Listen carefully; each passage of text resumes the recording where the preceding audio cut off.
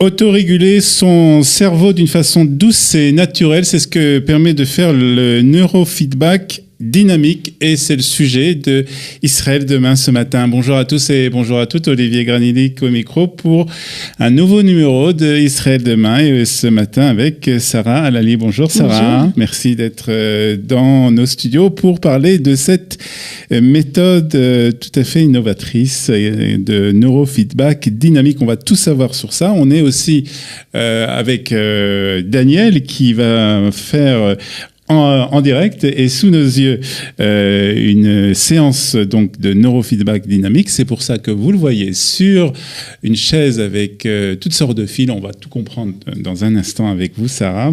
D'abord, Sarah, d'où venez-vous ? Alors, j'habite à Ra'anana. D'accord. J'ai fait mon alia il y a bientôt 4 ans. Et je suis donc représentante et formatrice de cette incroyable méthode qui s'appelle donc le neurofeedback dynamique en Israël. Une méthode canadienne, mise au point par des psychologues canadiens. Exactement, des psychologues cliniciens canadiens. C'est une société canadienne qui arrive donc en Israël depuis quelques années maintenant, avec cette formidable méthode qui nous permet un mieux-être, des transformations. Alors avant d'arriver à l'intérêt de cette méthode, d'abord comment vous êtes arrivé à cette méthode ? Comme beaucoup de praticiens, en étant d'abord client. Moi, c'est mes enfants qui ont commencé à faire des séances pour tout un tas de raisons. J'avais envie que mes enfants soient plus performants, qu'ils soient plus centrés dans leurs études. On leur reprochait beaucoup de ne pas rester... C'est le problème de beaucoup d'enfants israéliens qui sont assez perturbés, enfin pas perturbés, mais en tout cas qui sont assez distraits. On leur reproche de ne pas rester assis souvent sur leur chaise. Voilà. Et je cherchais une méthode sympa, pas trop contraignante, qui nous permettent d'y arriver. On m'a parlé de cette méthode. J'ai été faire des séances pas sceptiques, mais un peu surprise parce que malgré tout... Vous n'y croyez pas totalement au début ? Disons que les témoignages sont assez éloquents et on a besoin de le vivre pour pouvoir... quand on est des parents qui vivons ce genre de choses, on ne veut pas on ne peut pas avoir trop d'espoir. On a été bluffé. Alors d'abord, le neurofeedback en global, parce que c'est quand même quelque chose dont on entend beaucoup parler. C'est quoi le neurofeedback ? C'est tout ce qui en fait va essayer de capter ce qui se passe dans le cerveau ? Alors concrètement, le neurofeedback est une méthode qui permet, grâce à des capteurs... C'est ce qu'on voit sur la tête de Daniel. Avec Daniel. Qui est d'ailleurs qui a commencé la séance. Hein, oui, on va savoir exactement qu'est-ce qui se passe pour Daniel dans les écouteurs tout à l'heure. Bien sûr. Mais il a commencé la séance. Donc il a 2 petits capteurs qui sont en train de mesurer l'activité électrique cérébrale. D'accord. Ces informations sont renvoyées avec ce logiciel. Donc ça, c'est du neurofeedback. Donc il va y avoir un feedback, et c'est ce qu'il entend, que nous, on ne peut pas entendre pour l'instant. Pour lui, il est auditif, il peut parfois être visuel. Ça, c'est du neurofeedback. D'accord. Le nôtre est dynamique. Donc ça, c'est la musique qu'entend Daniel. C'est la musique qu'entend Daniel, exactement. Une musique très douce. Elle est très agréable, elle nous emporte. Ça pourrait être une autre musique. À vrai dire, le support auditif n'a pas d'importance. Ce qui nous importe, c'est qu'il y ait du son pour que nous, enfin pas nous, mais le logiciel, puisse couper le son au bon moment. D'accord. En fait, le neurofeedback, ça permet de calculer les pulsions électriques du cerveau. C'est ça. En fait, dans ce logiciel sont intégrés des algorithmiques mathématiques qui n'ont pas été inventés, mais qui ont été utilisés d'une façon très spécifique et innovatrice. Et ces algorithmiques sont capables de mesurer dans l'activité électrique de Daniel les variations qui seraient trop rapides ou trop fortes. D'accord. Et ensuite, le logiciel va prévenir le cerveau. Alors, non, je n'aime pas prévenir. Il va montrer au cerveau, parce qu'en aucun cas nous n'intervenons ou nous sommes directifs. C'est ce qui fait la différence entre... C'est-à-dire que le patient, c'est le cas de Daniel pour le moment... Le client. Oui, je sais que ça peut rebuter, mais en fait, c'est pas du tout une technique médicale. C'est pas donc le client est totalement passif. Exact, il n'a rien à faire à part se détendre. C'est son moment de pause. C'est l'occasion de poser son esprit, de poser son corps et de se détendre parce que la séance est très relaxante. Les micro-coupures sont relaxantes et à l'issue d'une séance, on se trouve vraiment dans un état... Combien de temps dure une séance en général ? En cabinet, elle dure 33 minutes. D'accord. Là, c'est une petite séance de démonstration qui dure qu'1 quart d'heure. Alors, l'intérêt de cette méthode, c'est quoi ? C'est le plus important. Ouais. L'intérêt de cette méthode. Alors, on a bien souvent des personnes qui viennent à nous avec des idées bien précises de ce qu'ils voudraient pouvoir améliorer. Okay. Et j'aime expliquer, et c'est ce que je trouve vraiment génial avec cette méthode, c'est qu'il n'y a pas d'intervention humaine. Le cerveau se voit dans son intégralité et en fait, on considère qu'il n'y a pas plus expert que lui pour pouvoir aller faire les réglages qui lui semblent nécessaires. On vient souvent avec des petits freins dans la vie, des petits troubles, des petites choses qu'on aimerait pouvoir optimiser, améliorer, mais on n'imagine pas à quel point il y a derrière tout ça d'autres choses qui pourraient être améliorées, et c'est la chance qu'on a avec cette méthode. J'aime expliquer en formation que c'est un peu comme une pochette surprise qu'on déballe, c'est un petit peu une aventure. Donc on peut être surpris des fois des résultats. Tout à fait. Des choses qui sont installées, des troubles ou des freins qui sont installés depuis de longues années, avec lesquels on a appris à vivre, mais qui finalement, quand on le montre au cerveau, lui sait qu'il peut mieux faire, il va aller faire ses réglages pour pouvoir justement... Alors comment ces réglages sont faits? C'est-à-dire qu'il faut faire plusieurs entraînements pour que le cerveau s'habitue à avoir ces réglages quasiment automatique par la suite. J'aime cette question parce que bien souvent on pense que parfois en une séance ou en 2 séances on peut avoir des résultats. Donc en fait il faut comprendre que chaque séance est vraiment très intéressante et nous apporte un confort, et que notre cerveau, plus il est entraîné, plus il est flexible et résilient. J'aime expliquer en formation justement à quel point notre cerveau devient plus souple, et c'est effectivement l'entraînement qui fait qu'on peaufine les résultats et qu'on peut aller encore plus loin pour plus de bien-être et plus de confort dans nos vies. Alors, on va parler un peu du déroulement. Donc, on voit qu'il faut s'installer à l'aise sur une chaise, donc une chaise, un relax pratiquement. Alors, on peut faire ça aussi, peut-être même couché. Absolument partout. Alors en fait, personnellement, quand je travaille, je suis sur mes mails ou je suis en train de travailler, je fais des séances. Les enfants qui ont la chance d'avoir le logiciel à la maison, le logiciel peut se louer, font des séances quand ils sont en train de jouer. On peut faire des séances dans l'avion. J'ai déjà fait des séances en haut des pistes. Le logiciel s'emporte très facilement. Donc, alors, on va parler justement du déroulement. Donc il faut bien entendu être à l'aise. C'est son moment à soi. C'est le moment où on peut vraiment se couper du monde, avoir 33 minutes pour se détendre. Alors on peut tout faire pendant une séance, mais c'est vrai qu'en général on aime bien aussi pouvoir profiter de cet instant. D'accord. Donc il y a les capteurs qui sont placés. On les voit justement à l'écran. Mais on peut faire aussi des auto-séances, on va dire. On peut faire. Bien sûr. C'est-à-dire qu'on peut. On peut mettre les capteurs tout à fait. D'accord. Non, je le fais régulièrement. Je pose le petit appareil que là on ne voit pas et je pose mes petits capteurs toute seule. En fait, on voit sur Daniel qu'il y a 2 petits fils jaunes, donc c'est 2 petits capteurs qui sont posés ici, et il y a des petits clips, 3 petits clips sur les oreilles. J'en profite pour préciser qu'on n'envoie absolument rien au cerveau par le biais de ces petits capteurs. Ce n'est pas du tout le but. Cerveau, c'est comme le nom indique, ce sont des capteurs, c'est-à-dire qu'ils captent la fréquence, l'activité cérébrale, l'activité électrique du cerveau. C'est exactement ça. Et par contre, il y a quand on écoute la musique, alors là peut-être qu'on l'entend pas suffisamment bien, mais il y a des petites coupures. Alors si on se concentre un petit instant, est-ce qu'on va entendre les petites coupures de Daniel ? Voilà, on vient d'en entendre une à l'instant. On le compare beaucoup au CD un peu poussiéreux qu'on pourrait mettre dans la voiture et qui crépite légèrement, donc ça ne nous dérange pas. À un moment donné, on n'y fait plus attention. Au début, alors c'est quoi ces coupures ? Alors c'est l'occasion de prévenir le cerveau qu'à ce moment-là, il s'apprête à faire fausse route. Alors, c'est-à-dire que c'est quand même une réaction du cerveau au début. On se contente de couper le son. Ça n'a rien de c'est pas par rapport à l'activité cérébrale. Si, bien sûr, c'est en lien. Là, le cerveau vient de faire une petite sortie de route, une petite turbulence. Alors, on le prévient en coupant le son.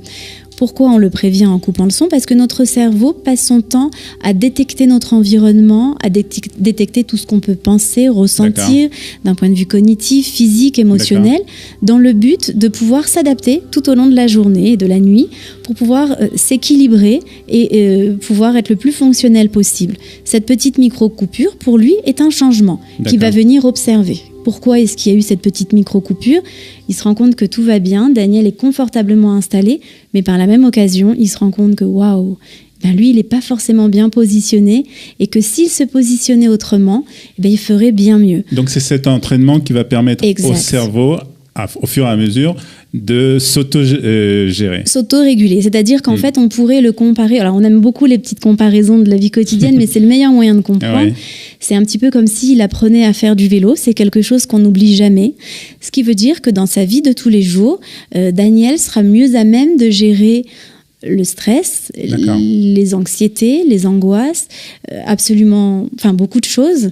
Et du fait de son apprentissage, son cerveau spontanément va se rappeler de ce qu'il a appris pendant son entraînement et de lui-même va apprendre à se repositionner. Alors, c'est une méthode que vous avez découverte il y a déjà quelques années. Bien sûr. Et vous avez déjà donc fait beaucoup d'entraînements. Beaucoup de personnes sont passées par chez vous. Oui. Est-ce que vous avez des expériences, des histoires à nous raconter par rapport à des personnes qui sont passées chez vous? Bien sûr. Alors, ce ne sont pas uniquement mes expériences, puisque je ne suis pas la seule praticienne en Israël. Nous sommes, Baruch Hashem, assez nombreux et de plus en plus nombreux. Donc, effectivement, on s'échange tous entre nous, entre collègues, nos retours, et c'est très agréable. Oui, bien sûr, des personnes qui se sentent beaucoup plus heureux, beaucoup plus épanouis. On le constate d'ailleurs quand on les voit revenir, on les voit se tenir les épaules sont plus ouvertes, les yeux sont plus pétillants, des personnes qui recommencent à une assurance. On gagne en confiance en soi. Ils nous font des retours assez incroyables de la façon dont ils gèrent mieux leur sommeil, ce qui leur permet un réveil beaucoup plus rafraîchi. Ils ont la sensation d'être beaucoup plus fonctionnels dans leur vie de tous les jours, de prendre des décisions qu'ils auraient dû prendre depuis bien longtemps. Vous m'avez dit aussi qu'il y a certaines personnes qui avaient du mal à parler en public et qui se sont améliorées grâce à ça. Alors, effectivement, en fait, partons du principe que notre cerveau est notre tour de contrôle, qu'il gère énormément de choses et qu'à ce moment-là, avec un cerveau bien entraîné, on peut s'attendre à des résultats vraiment assez surprenants et à tous les niveaux. Ouais, je crois que Daniel s'est endormi même maintenant. C'est fort probable. C'est-à-dire qu'il se sent très bien. On va parler un peu maintenant de ce que vous faites, parce qu'en fait, ce que vous nous dites, en fait, il y a plusieurs moyens de s'entraîner. Il y a des séances qu'on peut faire donc chez un praticien que vous pouvez contacter. Il y en a donc plusieurs en Israël, à Natania, à Herzliya, à Tel Aviv bien sûr, à Jérusalem, à Rishon LeZion et dans d'autres villes encore. Je voudrais oublier personne, mais en tout cas, on peut trouver tout le monde directement sur le site de la société aussi, neurooptimal.com, ou en me contactant. Et à ce moment-là, on donnera bien entendu tous les renseignements. L'idéal est d'aller au plus proche de chez soi et d'éviter de faire trop de déplacements. Il y a la possibilité de louer le logiciel avec cet petit ordinateur. L'intérêt de louer un système, c'est que bien souvent, on pense à un enfant, on pense à son mari, ou on pense à soi-même, ou à nos parents. Et quand on comprend que cette technologie peut absolument aider tout le monde, on n'a pas besoin d'avoir de problèmes particuliers. Il y a des sportifs de haut niveau qui s'entraînent au neurofeedback dynamique. Sur ma page Facebook, il y a des témoignages de sportifs aussi qui s'entraînent et qui en tirent un vrai bénéfice. Alors, c'est difficile d'emmener qu'un enfant ou de ne faire que pour soi.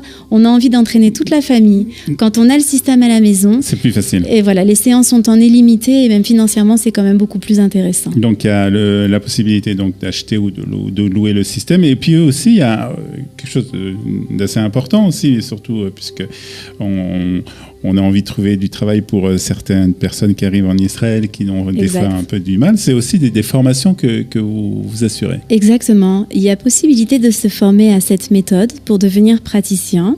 La formation dure 2 jours.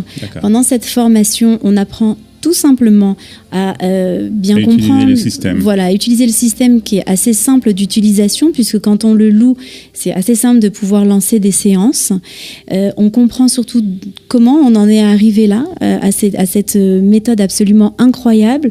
Aujourd'hui, en 2019, une technologie est capable de mesurer notre activité électrique et de détecter des changements qui s'apprêtent à arriver, de prévenir notre cerveau et d'accepter le fait que notre cerveau est mieux placé que quiconque pour pouvoir agir par lui-même. Alors finalement, à partir de ce principe-là, la méthode est accessible à tous et tout le monde peut se former à cette méthode. Très bien, neurofeedback dynamique. Je pense qu'on arrive pratiquement à la fin de la séance. Je vais vous dire tout de suite. Puisqu'on Exact. Ça passe vite. Et puis j'ai la notion du temps. Oui, mieux que moi en tout cas. Alors, ce que j'aurais voulu faire, c'est peut-être qu'on demande à Daniel un peu ses impressions. Alors, est-ce que... La séance se termine à l'instant. Voilà, la séance se termine. Donc, tout ça se passe pratiquement en direct sur Studio Qualita avec une séance donc, de neurofeedback dynamique avec Sarah Lali et Daniel qui est donc sur la chaise. On va attendre que la séance se termine et on va demander à Daniel de venir nous rejoindre pour nous dire un peu ses impressions. Voilà, Daniel nous a rejoint autour de la table pour, après donc, cette séance d'entraînement. Alors, c'est une séance très courte, bien entendu, tout juste un quart d'heure, pour essayer de donner un petit avant-goût de cette méthode. Alors, Daniel, en quelques mots, qu'est-ce que tu as ressenti ? Alors en fait, pendant la séance, j'entendais une musique très douce, qu'on entend d'ailleurs aussi. Qui n'était pas toujours la même. Ouais. C'est-à-dire que ça changeait.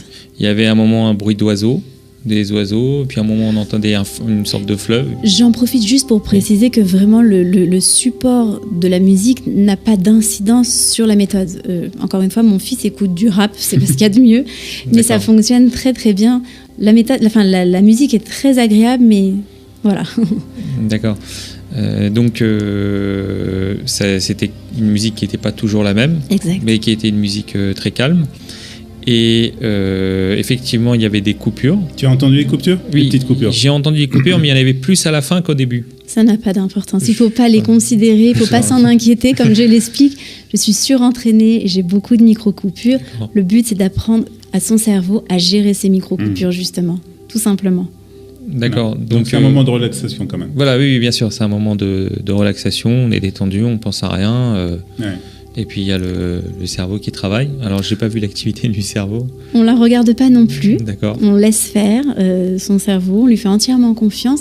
Est-ce que tu ressens à l'issue de la séance peut-être une sensation de lâcher prise, une sensation oui, bien sûr. de bien-être? Alors les ados me disent je me sens très cool. Les enfants me disent je me sens comme un chewing-gum écrasé. J'ai déjà entendu ça. Oui, bien sûr. En quelque sorte, ce que je ressens, c'est que le cerveau est calmé. Oui. C'est-à-dire que, j'étais pas spécialement en grand stress juste avant. C'est vrai. C'est vrai. Je sais pas si vous avez remarqué. Mais c'est sûr que quelqu'un qui est en grand stress et qui fait ça va beaucoup l'aider. Voilà. Mais tu l'as dit, tu n'étais pas forcément en stress et malgré tout, tu en as tiré un bénéfice. Bien sûr. Et il n'y a pas besoin d'être un grand stressé. Tout le monde peut on a tous un point de départ et on a tous en nous une zone de génie qui peut être atteint grâce à des entraînements. En fait, Sarah, ça ressemble beaucoup à de la méditation. En fait. Alors effectivement, à chaque micro-coupure, notre cerveau revient à ce qu'on appelle au moment présent. D'accord. Et les adeptes de méditation pourront nous expliquer que ce moment présent en méditation est quelque chose que l'on apprend et qui ne s'apprend pas facilement, qui nécessite un apprentissage, une gestion.